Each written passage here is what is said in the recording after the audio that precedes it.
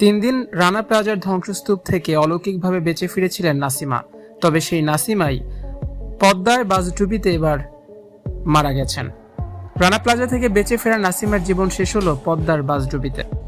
একটা মানুষের জীবনে এর চেয়ে মর্মান্তিক আর কি হতে পারে। 2013 সালে ভয়াবহ রানা প্লাজা ধস থেকে অলৌকিকভাবে বেঁচে ফিরেছিলেন দিনাজপুরের পার্বতপুরের নাসিমা বেগম। মৃত্যুর মুখ থেকে ফিরে আসা সেই নাসিমার জীবনের লড়াই শেষ পর্যন্ত থেমে গেল রাজবাড়ীর দৌলতদিয়া পদ্মা নদীতে এক মর্মান্তিক বাস দুর্ঘটনায়। 25 মার্চ বিকেলে ঢাকা ফেরার পথে এই দুর্ঘটনা ঘটে, যাতে অন্যদের সঙ্গে নাসিমা সহ একই পরিবারের 4 জন প্রাণ হারায়। শুক্রবার জুমার নামাজ পর স্থানীয় পারিবারিক কবরস্থানে নিহতদের দাফন করা সম্পন্ন হয়।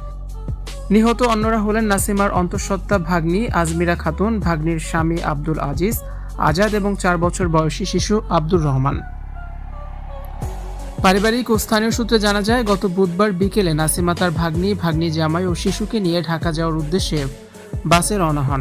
দৌলতদিয়া পাটুরিয়া ফেরিঘাট এলাকায় পৌঁছালে নিয়ন্ত্রণ হারিয়ে বাসটি পদ্মা নদীতে পড়ে যায়। তাৎক্ষণিকভাবে ভাগ্নি জামাই আব্দুল আজিজকে জীবিত উদ্ধার করা সম্ভব হলেও অন্য 3 জন নিখোঁজ থাকেন। প্রায় 6 ঘন্টা পর রাত 11:30টার দিকে নদী থেকে নাসিমা সহ 3 জনের মরদেহ উদ্ধার করে আইনশৃঙ্খলা রক্ষাকারী বাহিনী। মর্মান্তিক এই ঘটনার রেশ কাটতে না কাটতে নিহতদের মরদেহ নিয়ে বাড়ি ফেরার পথে কুষ্টিয়া এলাকায় অ্যাম্বুলেন্সটি আবারও দুর্ঘটনার কবলে পড়ে। তবে নাসিমার চাচাতো ভাই জুলফিকার আলী ভুট্টু জানিয়েছেন, দ্বিতীয় দফায় এই দুর্ঘটনায় বড় ধরনের কোনো ক্ষয়ক্ষতি হয়নি। নাসিমা বেগমের জীবনের গল্পটি ছিল লড়াই আর সংগ্রামের। 2013 সালে সাভারের রানা প্লাজা ধসের সময় তিনি ওই ভবনে কর্মরত ছিলেন। ধ্বংসস্তূপের নিচে টানা 3 দিন আটকে থাকার পর তাকে জীবিত উদ্ধার করা হয়। সেই ঘটনার পর দীর্ঘদিন গ্রামে থাকলেও স্বামীর মৃত্যুর পর জীবিকার তাগিদে তিনি আবারও ঢাকায় ফেরার সিদ্ধান্ত নেন। আর সেই যাত্রাই ছিল তার জীবনের শেষ যাত্রা।